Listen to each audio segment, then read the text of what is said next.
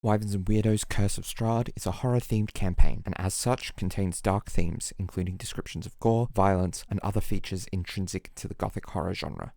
Hello, and welcome to Wyverns and Weirdos Does Curse of Strahd. I'm your Dungeon Master, Darby.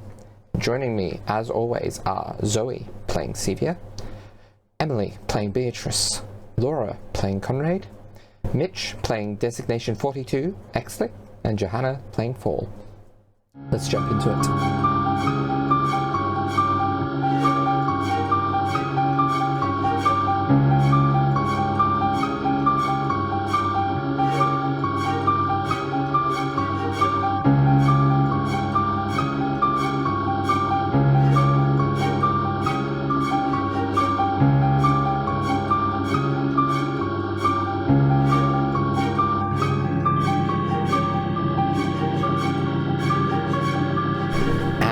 We're back. So, where we last left off, the party started to explore the Amber Temple further, and when descending to the bottom level, a firebolt reached out to shoot at Conrad. Returning back to the top level to reevaluate the plan, a group of three flame skulls emerged from arrow ports in the wall and relayed a volley of fireballs against the party. Additionally, so the party was able to destroy the flame skulls, and Exley was able to seal off the gap from which some sort of creature was shooting various spells at the party from a distance. And where we left, the Arcanoloth, a humanoid fox-like creature, emerged from the statue, having been pissed off that its place to attack unencumbered from had been blocked off, and there were a few pot shots taken at it with some arrows and some magic missiles, but it is still standing and still quite angry, and had cast a Finger of Death at Exley, which he just managed to hold on after. So, with that, Exley, it is your turn. Yes. So Exley looks down at his decaying naturistic shoulder, which is in various stages of decay, sped along a little bit by a Finger of Death. Yeah. Probably bits of rust that have kind of accumulated on the metal parts. Yeah. He looks down to think about healing himself, but figures there's probably not a lot he can do until this creature is dead. So instead he's going to reach into his shoulder where one of the leaves is slowly wilting and a small drop of water hits his hand, which he then flicks out at the Arcanoloth and casts Tidal Wave at it. Okay, is that a save it has to make? It is. It's only a Dex 13. Dex 13, alright. That's There is right. still half damage. You don't have a great... No. Yeah. But it's all I can do currently. It does have advantage on this save. Yep. Because it is from a spell. So that is 20. Yep. That's right. So it saves. But so it takes half damage. That is a decent roll. That is 18, 19 total bludgeoning. So that'll be, 9 probably? Yeah. And it's not a weapon, so it does technically, I believe it does technically do full damage. Plus it's from a spell. Okay. It's not non-magical weapon damage. So excellent. Alright, that I believe is your go, unless you have a cantrip or something to do with your bonus action. No, not really. I'm just going to sort of shimmy down the statue the rest of the way and try and hide behind it. Okay. Okay, it is Esmeralda's go. And she is going to head down the steps and cast a 3rd level magic missile at the Arcanoloth. So doing a total of 25 damage. As 5 darts do max damage. And the Arcanoloth is starting to look shaky. Casimir is unconscious. The Arcanoloth's go. It is going to... Conrad, can you please roll me a charisma saving throw? Okay, sure. Hang on, I will do that. I'll do a D&D Beyond. So that is so a 15. Okay, everyone sees Conrad disappear. Conrad, you're in your bedroom. Oh. Oh no. Okay. Alright then. Cool. Right. That is the Arcanoloth's go. Beatrice.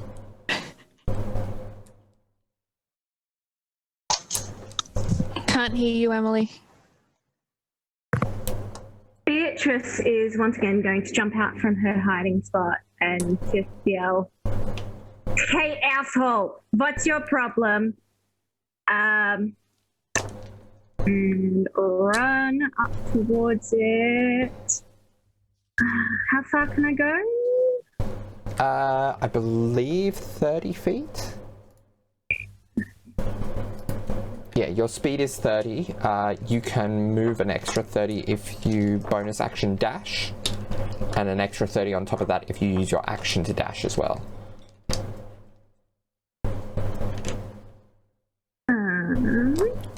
So you could either move 60 and get an attack off, or move 90 and get closer to the fray. I might move 90. How close does that get me? I'm down by the pillar. Yeah, so 90 would get you. So 1, 2, 3.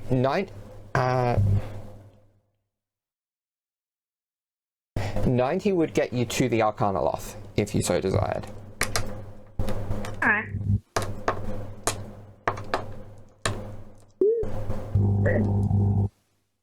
Alright. And I still have one action? You do not. No. That's all good. Like, hey, asshole. Right. Here I am. Conrad, is there anything you want to do? So he will look around very panicked. So it looks exactly like his room? Yeah. His room? Yeah.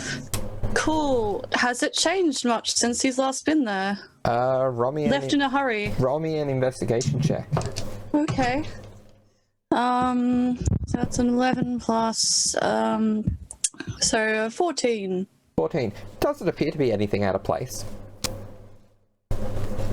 Incredible. He kind of like looks around like fearfully, I guess in those 6 seconds, like shocked and then more concerned, I would say. That's all he does in those 6 seconds, I guess. Okay. Next is Sevia. Okay. Things aren't going too great.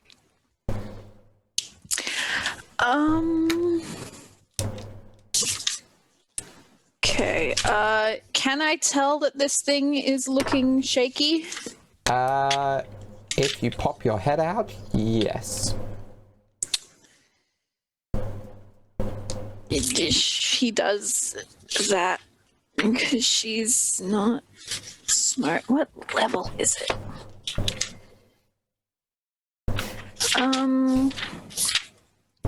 Okay, is this thing a humanoid? Roll me an Arcana check. Okay. My Arcana modifier is 17. 17. You have heard of Arcanoloths. They are a kind of fiend, specifically a Yugoloth. Okay. So spells that affect humanoids do not affect them. No. Okay. Okay, cool. That makes my decision-making process a lot easier. She's gonna do another triple set of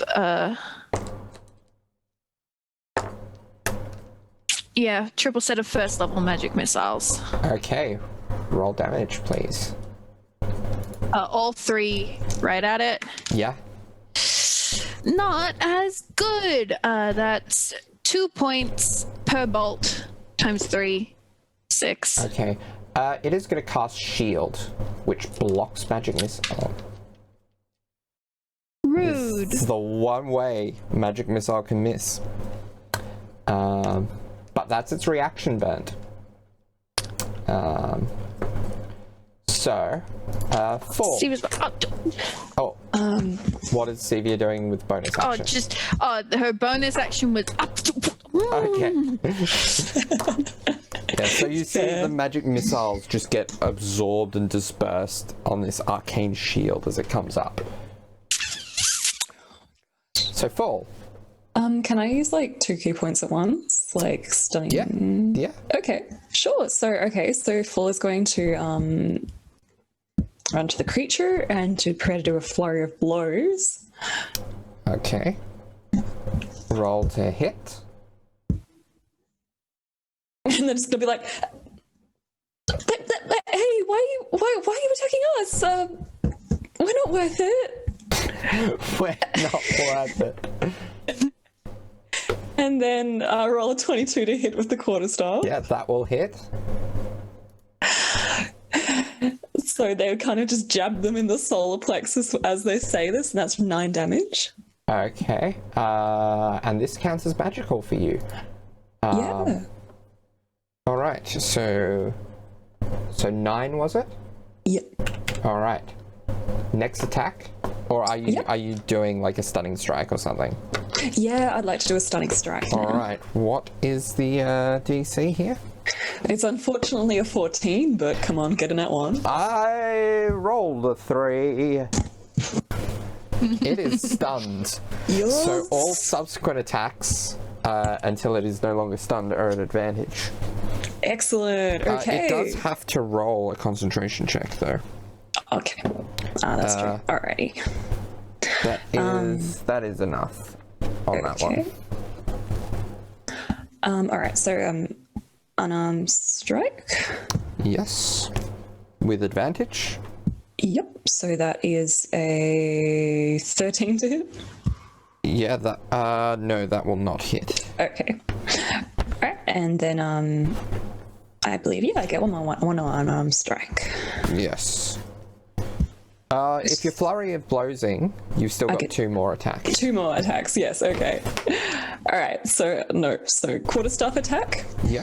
Try to jab, hit them the torso. That was a 26 to hit. 26 will hit.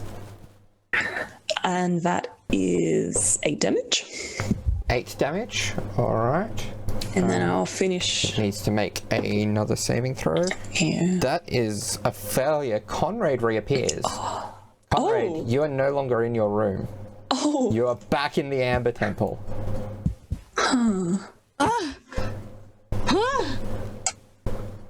Okay. And for your final attack. My final strike will just be like a knee into the gut.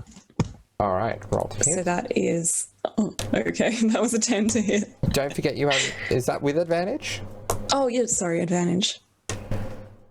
Okay, no, that is a dirty 20 to hit. That'll hit.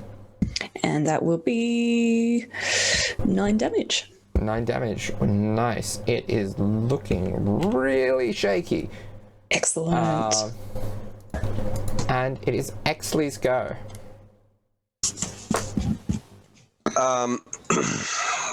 So Eggley is going to use his movement to run up around the other side of the statue, flank with Fall, and he's going to try and punch it in the gut, but as he does, he extends his fingers and bony claws come out, which he tries to jab into the side of it.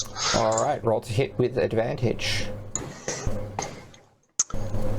Please don't miss. That's a good roll.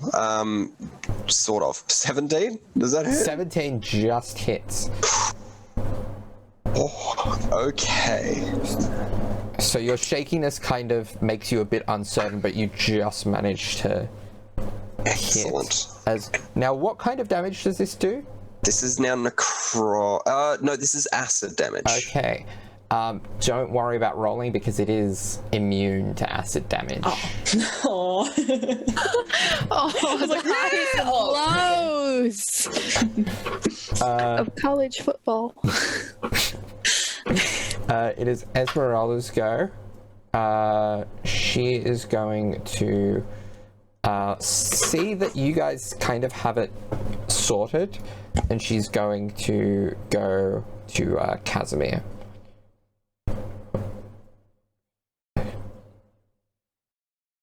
Alright. Next is Casimir is unconscious. The Arcanoloth, who is going to... Oh, no. Do it. No. Actually, Mitch, do not what encourage him. I don't think it would. It will though.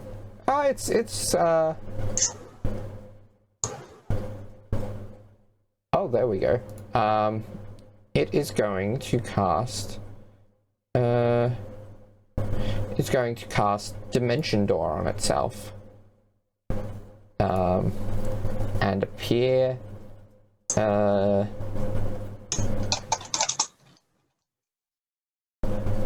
All the way up here. Okay. So it's appearing next to Sevia, Esmeralda, and the unconscious Casimir. Yes. Oof. Okay. Next is Beatrice's go. Great. Wait, wouldn't they all get an attack of opportunity? No, unless any of them has the Mage Slayer feat, casting a spell does not provoke an attack of opportunity. Well. Is he still stunned from the stunning strike? He is. Thank you for reminding me. And yes, he is too. Because that's until the end of. That's until the start of Fall's next turn, isn't it? Hell yeah, Fall! Okay, he does not teleport. So he does nothing. Yes. There's nothing he can do. That is so sexy. Thank you, Mitch. It is your go. Better time. You're muted again, babe. I have this problem. So Beatrice is going to slash at him with both of her daggers. At the same time, she is going to, as a bonus action, cast Ensnaring Strike. All right. So the first attack would be with Ensnaring Strike, or the first one to hit, basically, if memory serves. So. And is also roll- at advantage? Yes, both are at advantage to hit Oh, yes. because it's stunned. Alright, so the first one is better. That's 21. 21 will hit, One. so it needs to roll. Actually, does it? It needs to roll a strength save of 13. Strength save. Creature automatically fails strength and dexterity saving throws. Oh, this is the first time one of my spells has ever actually worked. Amazing. Oh no. Alright, and the next, so the other dagger. So what damage did the first dagger do? So the first damage, the first dagger. Remembering that you get sneak attack on this first one. That is also true. So the first one does Ooh.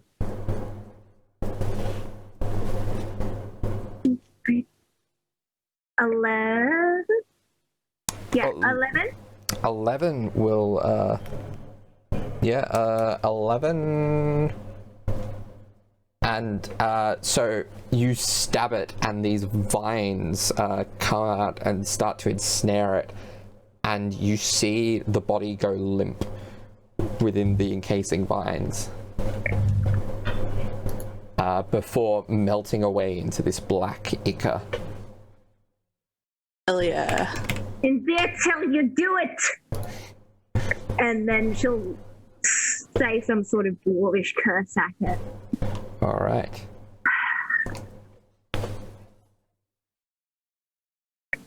We out of initiative. We are out of initiative. Oh my god. What happened? Is it gone? I think it's gone. Yes, that looks good. quite dead, I assume. Good. Excellent. Everyone is still standing, yes? Except for Casimir and what's the guy's name? Vilnius. Oh yes, they should be fine. I stabilized them. Good. This is excellent. Good. And it's gone for good. Good. Didn't just disappear or anything. Is there any way that we are able to tell about it? As in the creature? Yes. It is a puddle of black It is ichor on the liquefy, ground. yeah. Yes. Oh, okay. Perhaps we should retreat back to small room and tend to the wounded. Yes, absolutely. Good thinking. Okay. Let's do that. All right. As we're going past Vilnius and Casimir, Exley is going to... Well, Casimir's been pulled into the room by Esmeralda. Oh, okay. Vilnius is... Vilnius is still Out on the balcony. Yeah. Oh, okay. In that case, Exley will just grab Vilnius and like drag him by his collar into the room with the rest of them, and then he's going to cast Healing Spirit. All right. So how many creatures can that affect?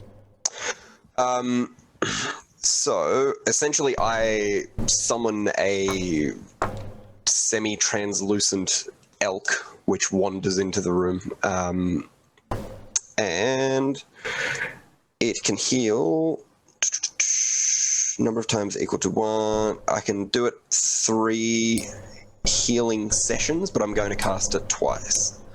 So it's going to be 6 healing sessions.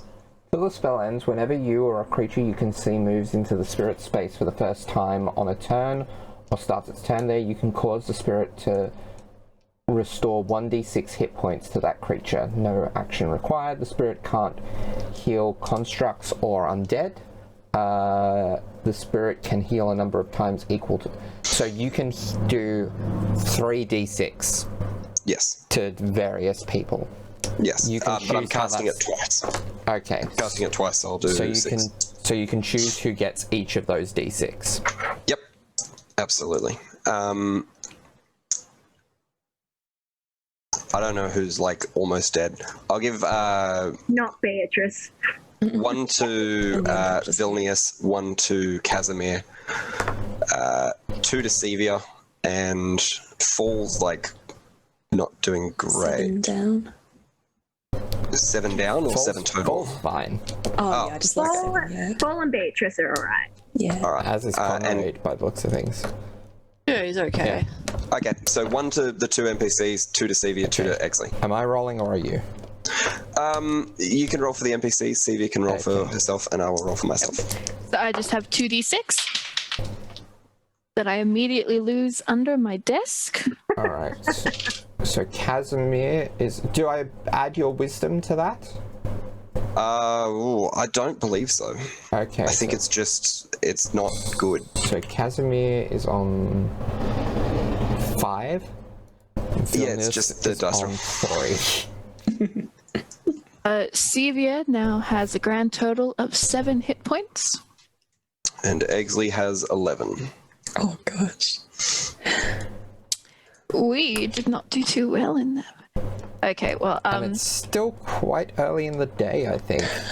Yes. well, yeah, because we woke up at midnight, went downstairs, That's came right. back up. It's maybe 1 o'clock in the morning. Yeah. Okay, well, while that's all happening, Conrad, where did you go? I don't know how to describe it. I was back home for a moment. But it was such a short moment, perhaps it was not real. It seemed real. Everything was still how it was when I was last there, but I don't know. Magic, perhaps, I suppose. Some kind of trick. But no harm. So that is good. That is. But it was strange, but I suppose there are many strange things in this place. Now, That's a dirty 20 on Arcana to know what kind of spell that was. that That affected Conrad, like whether he actually. A dirty 20 on Okay. Arcana to know if Conrad actually went home or if he went to a memory. based on Basically. your basic knowledge of Arcanoloths, your knowledge of magic in general, and the stories that Conrad has just laid out for you, it sounds like a banishment spell. Okay. So he probably was there briefly, but it wasn't any sort of... Yeah. Okay. Now, everyone except for Sevia has enough of a passive perception to notice that, if memory serves, the covering on this pit in this room was removed when someone came through here at one point. That's right, it was, so I could keep full warm. And you do hear from underneath the sounds of some sort of occupants below. Cover. Okay. Someone cover. We should go into the small room, the antechamber, the secret one. There we will be trapped. Go to where the campfire is. Always, yes. Yes, okay, up now. No, be quiet. God's above. So we're going up there. So going back up to where you rested. Yeah. And Conrad will be one of the ones towards the back as people fully off, just keeping an eye on the well. Exley will also I will be at the be- back. He's going to be shutting the doors. Beatrice Okay. will also be just behind. Awesome. Slip by the door, wait for Exley to shut the door, Honk. Honk. and then we scurry off. Yeah. Oh, that's Sevia just ran, assisted in carrying the nearest injured person, but ran Yeah, likewise. fast as her little legs could Out. carry her. I will also say when we get into the main fire room, Conrad will then go and I think we had already had the door shut to the well. Exley went through. Exley opened them up. Yeah. yeah, but All the the ones doors to were the left, the doors were already shut, I believe, but well, after we went down. So not the ones we just came in through, the ones on to the left of the room. Yeah, those Exley would've been just opened those. Yeah. Oh, okay. To get out onto the balcony to jump on the statue. Oh, that's right. Yes, of course. My But apologies. Those can, both doors in this room can be closed.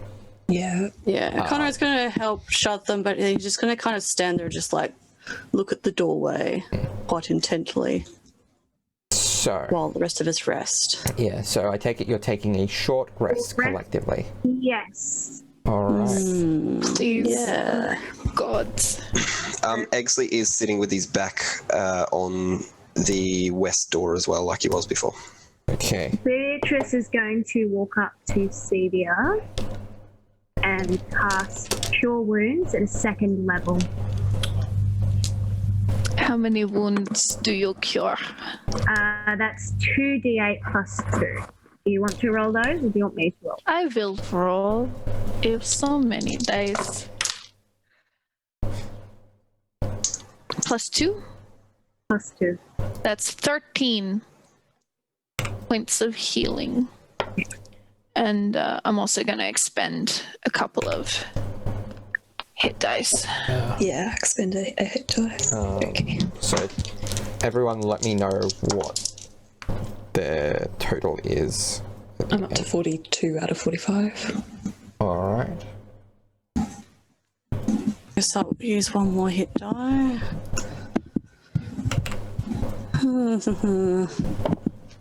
I am now up to 25 out of 44.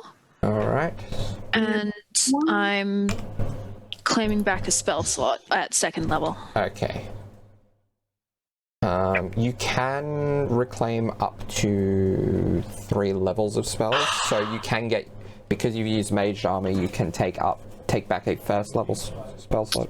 Actually, I think it's rounded up, so you can get 4 levels of slots back now. Yes. Divided however you would like. Conrad is currently on 36 hit points. Well, then again, he's very distracted. He's just going to be standing there next to where Exley is, just looking at the doorway contemplatively. How many hit points? 36. Well, then, yeah, I don't have many hit die left. Okay. Yeah. For the record, I actually got a 3rd level and a 1st level back. Okay. So. What is Beatrice on? Beatrice used 1 hit die, so I'm up back to 50. Okay. Disgusting.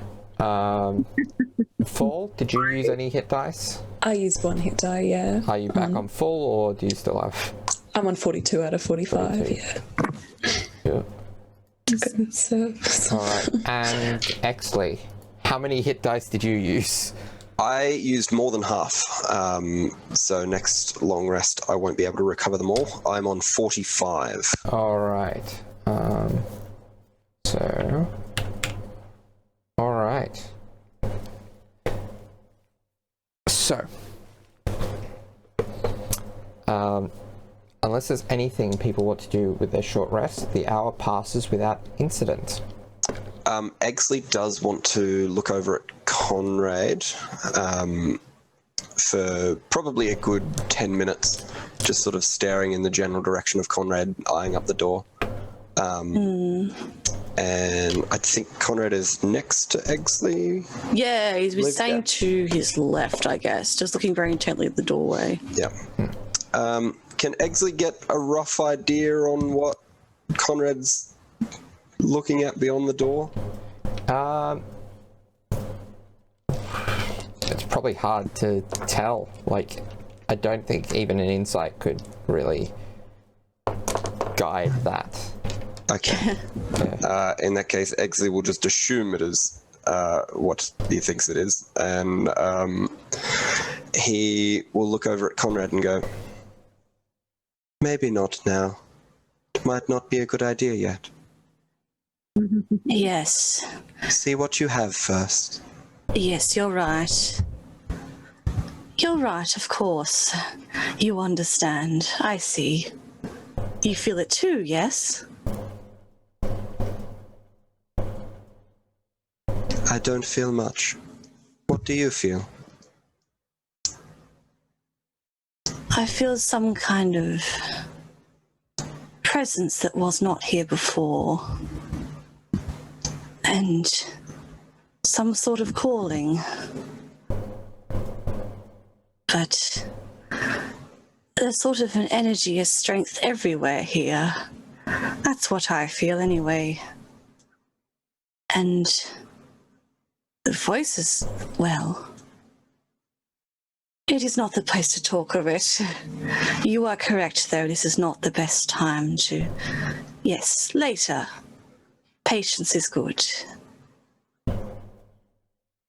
But he will just keep staring at the doorway.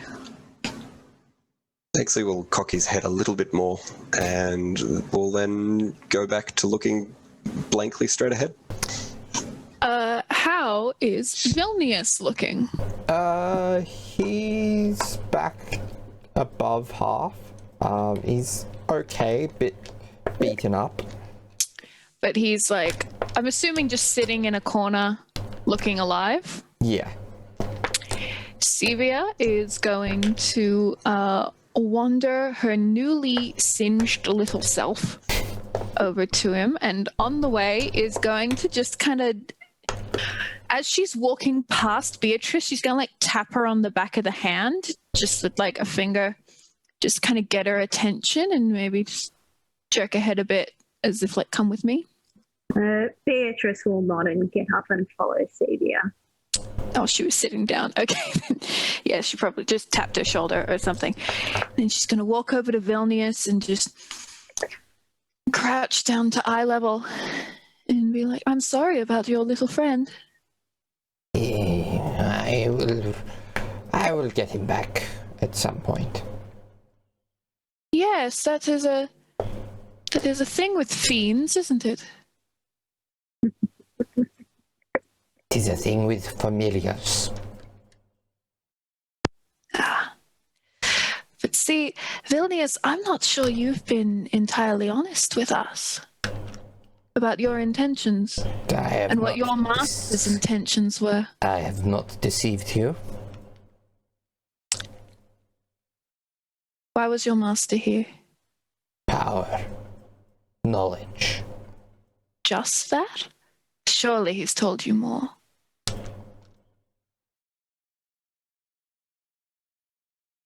I was not told anything. Poor master, then. He kept his secrets. As do you. As do I. So the familiar you didn't feel a need to tell us about. What were they doing while we were wandering around discussing plans? Keeping an eye on things. Ah, yes. The largely threatening group of two very short humans, a tiefling, a small bird, and a tree with a face. A very threatening group of a little girl who can cast fire from her hands. The bird with a deadly aim. The human man who is so vain that he would put others in harm's way if he got the slightest benefit out of it. The tiefling who can damage Yugoloths with their fist, and the tree, as you say, who can survive a finger of death. Actually, no, he didn't see that. He did not. No, who is barely singed by a fireball. So you were paying attention. Good. Of course. Then you are aware that if this doesn't end well for us because of something you could have prevented, there's a lot of ways we can make you very upset with that decision. Have I hindered you thus far? You haven't done much for us. And I think your dead friend is evidence. I think the fact that I took 2 fireballs to the face is reason enough.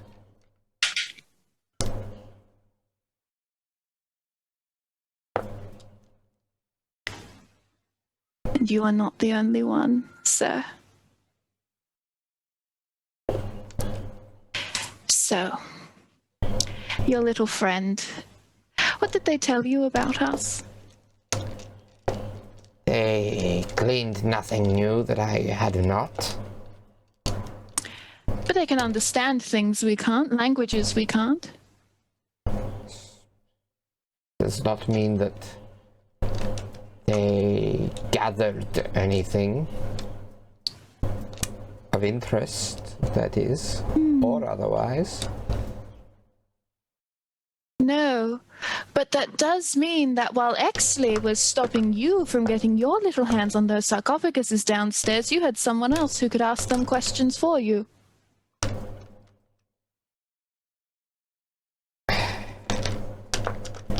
would not speak to him. Unfortunate. For you, certainly. Though who knows? Maybe you can ask Conrad what it gave him. Certainly, you seem the friendly sort.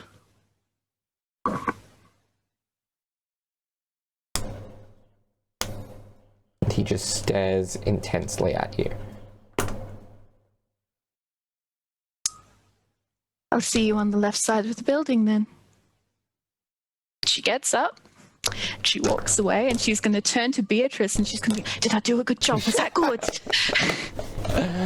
All I was right. going to say, Beatrice doesn't actually follow immediately. She just sort of stays there and stares at Vilnius and just sort of cocks her head. And as she follows Sevia, she does a little flick of her coat and follows off after Sevia. Was that good? Did I do a good job? I was trying to kind of channel you, and also some of the things I feel like Conrad might say if he were in this situation. Was that good? He certainly convinced me. Like she does a little like happy hands and then has to like put them down by her sides. And then she's just gonna go sit back down and be like a little bit proud of herself at her little theater kid performance. Instead of being a mean person. Pat her on the shoulder and like a little pat, and then walk over to sit with Exley and Conrad. Okay. So, Which is probably exactly when Conrad's like, we'll talk about it later. This is not the time. In the exact same tandem moment as Vidra sits down. so we reach the end of the hour. What's the plan now?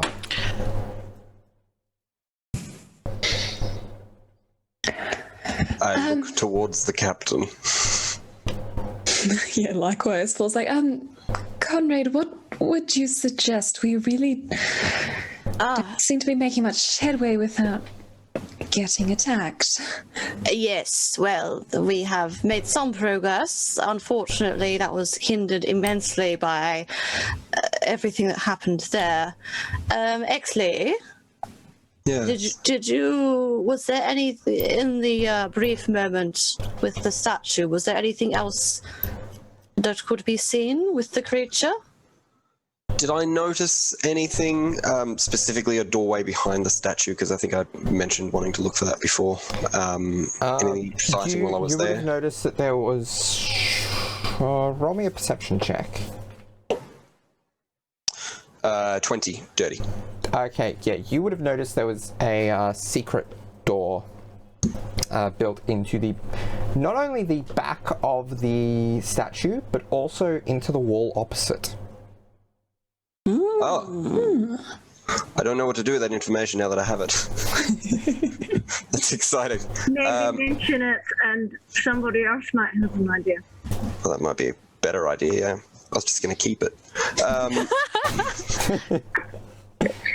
Exley looks over and says, well, I was preoccupied at the time. However, I did notice that, along with a secret door to access the statue, there was another door on the other side behind the statue to go through the wall. Marvelous. That is most useful. That may be something to investigate, given that the creature was so intent on chasing away anyone that came within even a slight distance of it. Excellent. Good. People that are nimble on their feet. I am good at it. Fall is good at it. Beatrice is decent at it. I can walk without touching the floor, should the need arise. Curious. With magic? As a spider. Ah, with form. Excellent. Well, perhaps we should see if those of us can get to the statue and investigate first, and then if required, for further careful investigation, the spider will be most useful. Perhaps a few of us, or two of us, can climb down off the balcony. Yes. I have rope. They can use to scale down. Certainly. Or could try to jump. How far is the balcony? Is 30 feet? 30 feet down. I could manage that, but yeah, it's not something most people usually enjoy. Well, desperate times call for desperate measures. Who knows what that creature might have been hiding within itself. Or within the statue. Alright. How about we go and investigate on the landing, on the just outside this door? Exit gets up and steps to the side. I will go. All right. Yes, I can assist. Excellent. Good. So, Beatrice, you seem very eager. You shall go first then. Fall then shall follow if safe. Good. Good luck, Beatrice. Yeah, you will. I'll give her advantage on her next skill check. So you're climbing down via rope, are you? Well, the suggestion is being to jump down, so she's going to jump down. All right, roll me an athletics or Also just jump on the acrobatics statue. check. Yeah. At advantage. Yeah, at advantage. Okay. Ooh, thank you. 24. 24. Yeah, so you land without taking any damage. Yeah. All right. Who's next? All right. How far is the landing from the statue itself? About 10 feet. Do you think you could jump directly on the statue fall? Certainly. I'm sure you can do it. And he kind of like pats Fall on the shoulder. What would be the purpose of it? Well, the creature came out of there, so if Beatrice can check down behind the statue, you can check to see what it may have been hiding. Certainly. You understand? Whilst they're talking, Beatrice is going to go and start investigating the base of the statue. Yeah. So your passive perception is actually high enough to see the opening that makes the secret entrance. Other than that, there's not too much of interest with the statue. So entering it, there's actually a spiral staircase that goes up to the head. And following that up, you find the little lair of the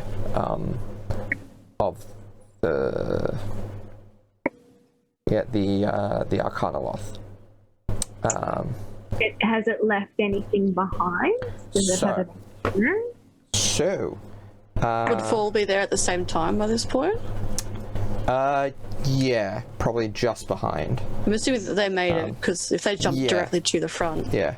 with the advantage. issue there is, were you trying to get through the front? Because that hood is now stoned up. There's only one entry now. So true. did it get through? Oh, it got through. It came from the behind it. base? Yeah, from the Yeah. base. All right. So I guess Paul just scrambles around on top and's like, there's nothing here. Scrambling So- behind, I guess. And then pop down. So you find a robe here that has several patches on it. The patches resemble a bag, a door, a ladder, a horse's head, a simple circle, a rowboat, a simple rectangle, and a dog's head. What does the robe look like? Is it fancy? Is it fashionable? No, it's a fairly shabby robe. Oh. Beatrice is going to pick it up and shove it in her bag to go to Stevia. So she figures Stevia will know a little bit more than she does. There is also a spell book. Oh, she's also going to... We're definitely going to snag that. Yeah. And a couple of vials of Arcanist ink. Beatrice is just going to snatch everything up, shove it in a bag, and come back down to meet up with the others. Not being a wizard, you don't know how much. Paul's just ink like this looking is. around. Are there any really random things I can take? There are a pair of small gold spectacles with pink crystal lenses. Oh! Yes! Yeah. Paul's just gonna kind of look at it and be like, oh, that's shiny. Goes to try the one, be like, oh, it could be cursed. I'll give it a moment. With the Stevia. Yeah. But that is the extent of it. That's fine. Well, there's a few things in here. Shall we go and examine the door in the wall? Yes, I guess so. Let's have a little look. So it's directly behind them? Yes. So basically, you're facing it as you leave the statue, and you. So you are able to. So you push at the door and notice that it seems to be locked. Conrad, are you making your way down? Oh no, he's just standing. He's been watching what they're doing, and then he moves to that door and just kind of stares. He's got distracted again. Okay. Is there a keyhole or anything? There does not appear to be a keyhole. Okay. Okay. What do you do in investigating this door?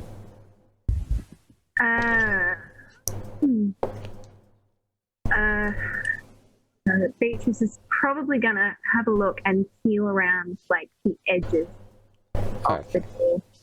Paul's gonna look like more around the statue or inside it to see if there's any like buttons or something there. Clues. Roll me an investigation check. Okay.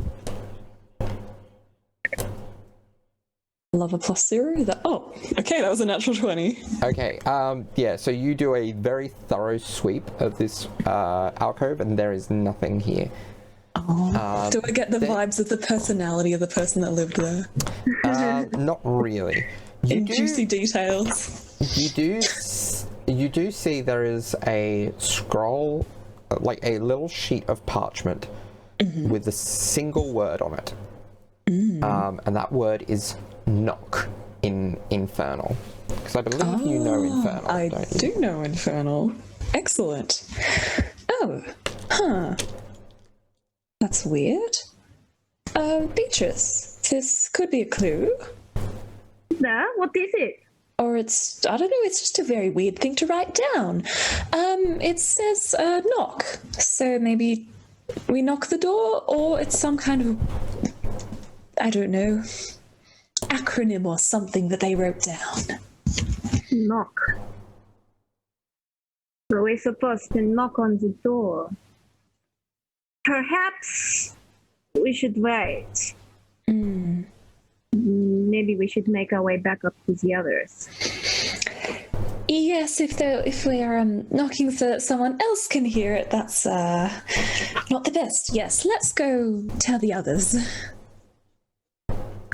So, How's everything going down there? we have a couple of things. We need to come up and talk. About what? Esmeralda's probably come out by this point, and just to see what's going on, and she does say, "Does it have to be you coming up, or can we come around to you?" If you'd like to come down to us, you can come down. It seems to be safe out here at the moment, and Yes, everyone, let's go. Everyone who can calm down, let's just go. Okay. 42. Others. Yes. And Kara's just gonna hop down. all right. Roll me an acrobatics or athletics check. So it's a 14 again. All right, so He's not good at sticky landings. So you still take 8 points of bludgeoning damage as you hit the ground. He just kind of like skids a little bit too much, like as he's like going to jump down from the polished marble lane. Paul's just like, oh, good job. Yeah, there's ways to like roll away from that damage and stuff. Oh, wow, you tried. Yeah, Beatrice is also just gonna look at Conrad, sort of scoff. Esmeralda, Casimir, and Vilnius take the long way around and invite anyone who is also going to take the long way around to go with them. Exley stays up on the balcony, but is looking down. Okay. Do you mean long way around as in like they walked back through the room with the terrible skulls in them? Potentially, Yes. Did they just run very fast? They made sure to be... Well, you won't know unless you go with them. I will not go with them. I will stay up on the balcony with Exley. Okay. So you do eventually see the three of them come through. I have some things for Celia to look at. Oh, Toss them up to her then. Alright, so Beatrice goes across and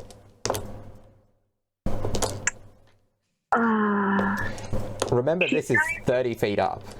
yeah, she's going to wrap the book and the ink and that in the cloak, tie up the end with her rope, and she's going to say, Exley, catch this! And sling the end of the rope, which is she's fashioned into like a noose, up towards Exley. Okay. Nice. So, Exley will attempt to catch the noose. yeah, so roll me a dexterity check, each of you. Ooh, that's pretty good. Let me just... Oh, God. I need to not use that. So dexterity... 22. 22, nice. And 17 for Exley. Alright, so, yeah, you manage to catch the rope as it comes up. And pull it up and grab, the robes with the book and ink wrapped inside. I'll take the book and the ink and I'll pass that on to Sevia, and I will attempt to trap the rope up here somehow. Okay, as in affix it to something. Yeah, I'll attempt to affix it to something, and if I can't find anything to affix it to, I will step on it. Did you toss up the robe with the patches on it as well? Yeah, Beatrice wrapped the book and the vials in that and then tied it all up. Okay.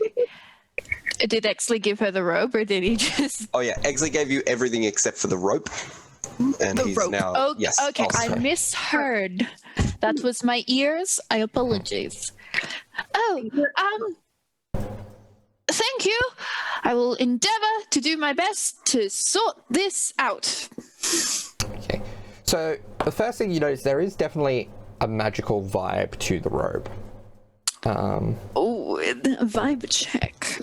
There is also a magical aura emanating off the book. Oh, so I've detected magic. Yes, or is this just me? Well, this is just you. Like, it's very Okay, cool. slight, and the fact that you're holding it is enough to pick up that there's some sort of magic to it.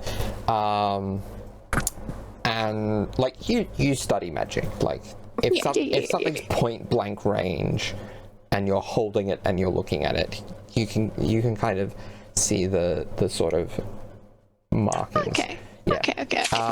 And the ink is probably enough for about 7 levels worth of spells.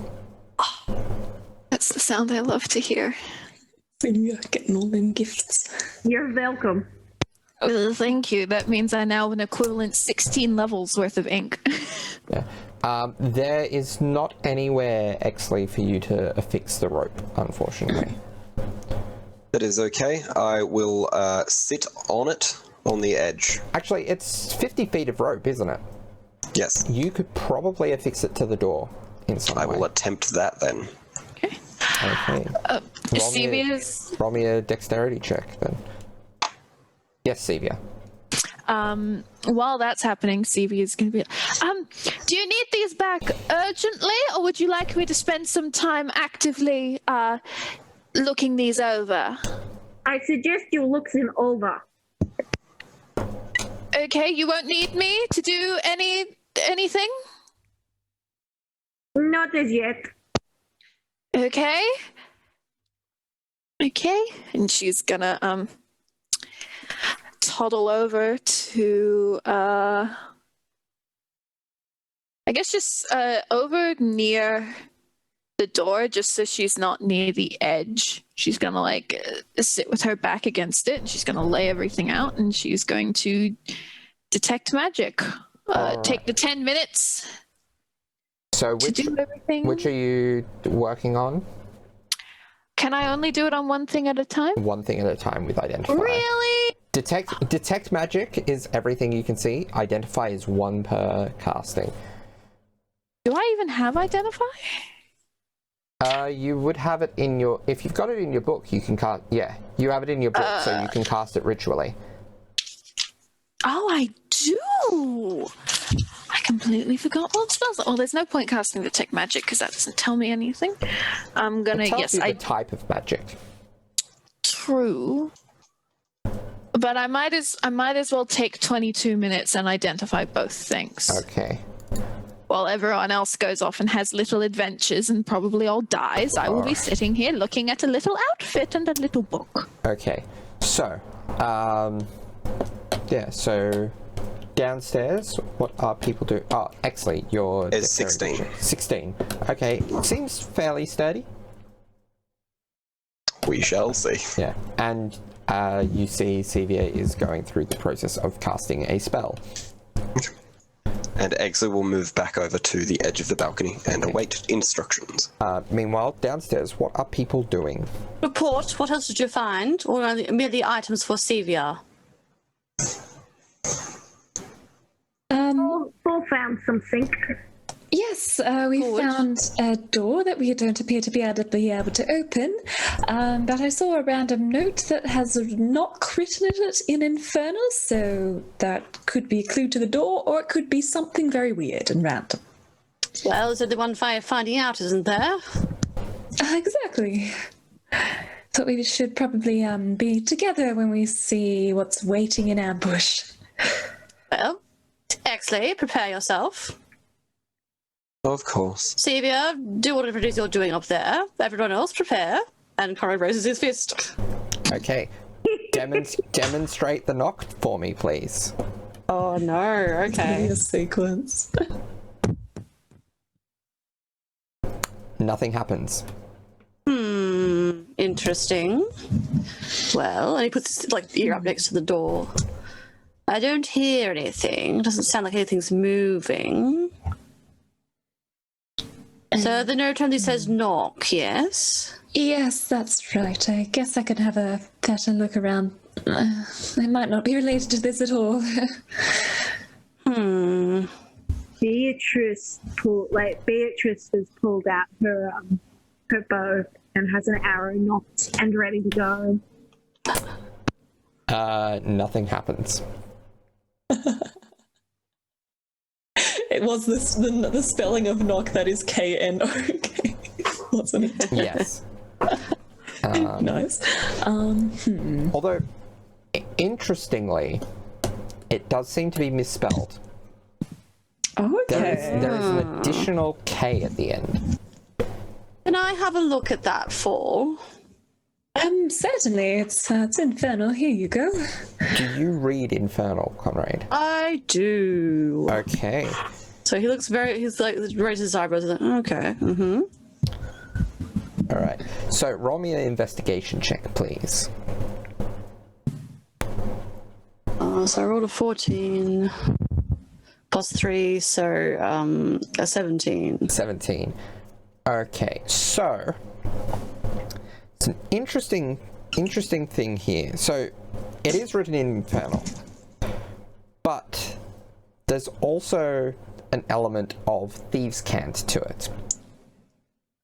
Excellent. Where there's kind of hidden meaning suggested by the way that it's written and the form of the paper and all that. So kind of like yoinked that out of Fall's hand and then just like kind of puts his hand on his hip and just like studies it like with detail. And with that, you deduce that potentially the 3 Ks might be suggesting that 3 knocks might be required. Or 3 of something, at least. Interesting. I am, of course, not a native speaker of your language, but I have studied it. There does appear to be a repetition here in a 3, perhaps. Oh, okay. Can we knock 3 times or 3 people have to knock? 'Tis worth trying both. All right, then. You are our fear's leader. All right. Okay. Sorry. As you knock the 3rd time, the door swings open of its own accord, revealing Excellent. a staircase. Crone flashes a very wide, toothy grin at all of you. Oh, there we go. On our guards then. Bill. Indeed. He draws his rapier and he's going to stealth. All right. You 15. 15. Okay. Roll me a perception check as you reach the end of this corridor and see a. Actually, no, it wouldn't be secret from this side. You do see another door at the end here. And he's forging onwards. He's assuming people are going to follow him, but it's yeah. Yeah. Actually, that's not great. That's the other thing. As you get closer to the door. Plus 6, so a 9, unfortunately. Okay. As you approach the door at the end of this corridor, at the end of this stairway, the door actually automatically opens. Okay. Point of order, are people following or are they kind of hanging back? Beatrice was going to stay at the doorway just to keep an eye on Exley and Sevia. Exley is staying up with Sevia for now, awaiting further instructions. Opening this door, I guess Paul will follow. You see a stone library which has 20-foot high walls and a 30-foot high vaulted ceiling. Covering the ceiling is a fresco that depicts angels being set ablaze in hell. The black marble railing encloses a golden marble staircase that spirals gently down a 30-foot wide, 30-foot deep shaft to the north. Against the grey walls stand 6 10-feet tall black marble bookcases. On their shelves are hundreds of well-preserved tomes. Embroidered rugs, chairs, and lit candelabras fill the southern half of the room. Excellent. Marvellous. Of note, there are no ladders to reach the higher bookshelves here. Well, this must certainly be useful. Fall. Yes. We should fetch the others. Certainly. I guess some of them might be interested in this. Yes. Go tell. He measures up like the height of the bookshelf. He's like, I'm certain to see if you'll be interested, but go tell Exley to come. All right. Shall do. So, it's probably at this point that Sevia, it was the robe or the book that you identified first? She would have done the book first. Okay, so the book, as well as being a regular spell book, is an arcane grimoire. while you are holding this leather-bound book, you can use it as a spell-casting focus for your wizard spells, and you gain a bonus, a +1 bonus to spell attack rolls and to saving throw DCs of your wizard spells. The bonus, you can use it as a spell book, and in addition, when you use your arcane recovery feature, you can increase the number of spell slot levels you regain by 1. You know, apart from nearly dying, this building has done nothing but good things for Sevia, except for the whole near death. Just being crispified. And you're probably interrupted by fall before you can get a start on the second. Okay. Oh, actually, I think we found a room that might be best for you to come see. I don't see any danger. Very well. Beatrice hears this and walks up to the road and says, "If Exley goes in, I will go up and stay with Sevia." Yes, that is a good idea. Casimir, Vilnius, and Esmeralda are all going to go through. Connor's been scoping out the library and looking with much interest at the stairs. Yeah, But then Vilnius is kind of fixated on the books. He actually takes one out of one of the lower shelves and flicks through it and puts it back with a frustrated look on his face. Casimir is similarly fixated on the stairs. Yeah. Esmeralda's going to take a seat. Yeah. Imagine at this point both Conrad and Casimir looking down the stairs, although he does cast a glance over at Vilnius. He goes over there. Should we go down and see what there is? It might be best. This would be... Yes, we should do that. Let's go together. All right. I guess Okay. Exley and Fall arrives. Yeah. And Beatrice climbs up. And Wait. yet, by the time those returning, so I believe Fall and Exley were returning. Mm-hmm. Yes. So by the time you get there, Conrad and Casimir are nowhere to be seen. Conrad. A golden marble staircase with a black marble railing hugs the north wall as it spirals gently up, and you climb down it. Lying in the middle of the room are 6 rotting wooden crates. Opened and empty, and as if they once contained creatures. The amber-covered walls are sculpted to look like tentacles that entwine around marble bas-reliefs of kings, queens, pharaohs, and sultans attended by myriad slaves. The west, south, and east walls contain alcoves, and standing in each alcove is a tall, rough block of amber. 2 wide cracks have opened up in the south wall, spilling rubble and shattered pieces of amber onto the floor in the southeast corner of the room. And nothing else? No. So there is the... if I share this, just make sure it is share, then you should be able to see this room up into the north here. Oh, okay. Interesting. Which is where you now are. Oh, okay. So there's like broken wooden sort of coffins. Okay, and then there's like there's like sort of to the southeastern Southeastern room. west. There's like a lot of crumbling like structure there. Yeah. So he's gonna go and inspect that. All right. You guys dimly hear people like Fall and Exley arrive, but he's fixated on this. They're upstairs. Yeah, yeah. So there is so you see an earth tremor of some sort seems to have caused a split in the rock here, creating two natural openings that are virtually side by side. The openings are 3 feet wide, 8 feet high, and 10 feet deep. You could probably sneak your way through. I peer into the crack first. Okay.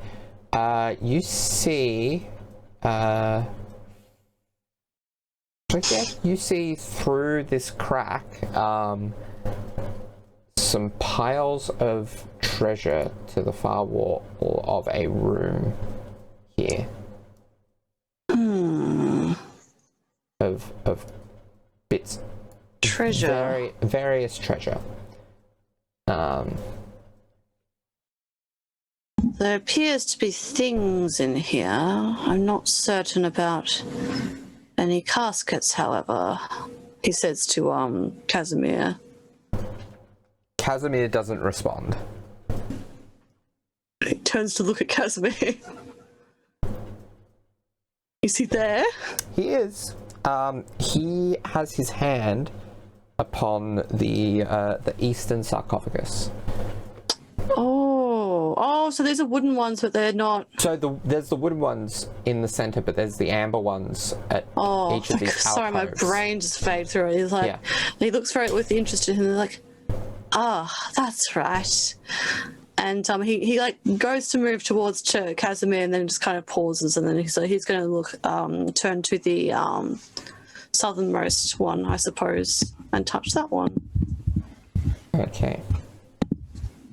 Oh, so which one? Sorry, I was just checking something. The bottom one, like. So the southern one. The middle one. Okay. You do not know what you need to know to benefit from my gift. But your path seems destined towards it. Destined?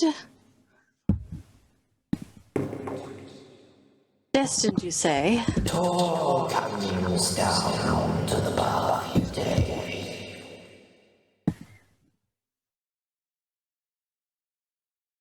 What can you tell me of it? I can tell you the secrets of eternal life. I would much like to know this, but what would the price be? No price. No price. Just knowledge. Just knowledge. And when you gain the capabilities to pull it off, it will all make sense to you. Yes. I'm gonna do, I don't know, intelligence roll, I don't know. I rolled a 1, so he's going to go, yes. I would like that. And it will become clear to me eventually, you say. All in good time. Then I accept. And with that, several things happen. Again, you gain a floor. Cool. Which is all I care about is acquiring new magic and arcane knowledge. Okay. Oh dear. You gain 2 pieces of knowledge, though, that you're not sure what to do with yet. And you certainly don't have the power to actually enact this knowledge. No, but not yet. You find yourself having the knowledge of how to craft a phylactery and imbue it with the power to contain your soul. Oh. You also know how to concoct a potion of transformation that turns the beneficiary into a lich. Incredible. And he draws back from the coffin and just smiles. how's Casimir looking, I suppose? And again, like, because only Casimir is down here, I assume Exley and Fall still upstairs. Kind of that dark energy that first went entered him in the previous last 2 episodes ago. Would kind of like flicker around him for a moment, and then he kind of like shakes it off and turns to look at what Casimir is doing. Casimir actually approaches you. And he says, I have what I want now. He reaches into his cloak, passes you a tome. Says, as promised. Thank you. He takes the tome, very pleased. Farewell. Will you be able to bring her back then? I need only her remains. And for that, there's one place I must go. And he walks up the stairs. And those of you in the library upstairs see him simply walk out. Interesting. Well, that's cool. He does say as he goes past, your friend has what you want. I am done here.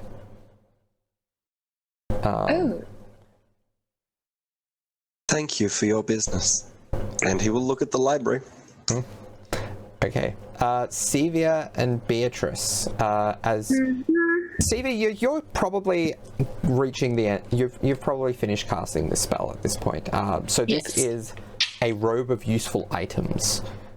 But most of the patches, you've heard of robes of useful items. They usually have quite a few more patches than this.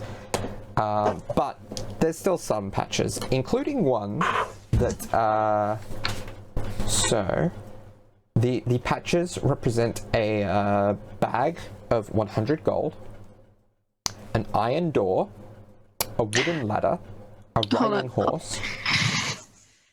Iron door. A wooden ladder. Wood ladder.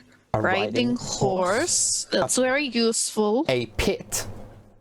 A pit? Yes, you just place this circle on the ground and it becomes a pit. Good, okay. A rowboat. Oh. A spell scroll. You do not know without pulling it off what scroll it will become. And a pair of mastiffs. A pair of puppy dogs. Okay. Yes. A few moments after you complete the identification process, you and Beatrice watch as Casimir ascends, having cast Fly on himself. He turns to the two of you. He says, we have reached our accord. Your friend Conrad has the tome. I will see you if I see you. If not, I have business elsewhere. And he flies out. Well, that was something. Perhaps we should check on Conrad. And that's where we're going to leave it for this week. Oh boy. Okay. Well, Have a wonderful thanks for week, listening. everyone. Have a good week, everyone. Have a good week. Bye. bye.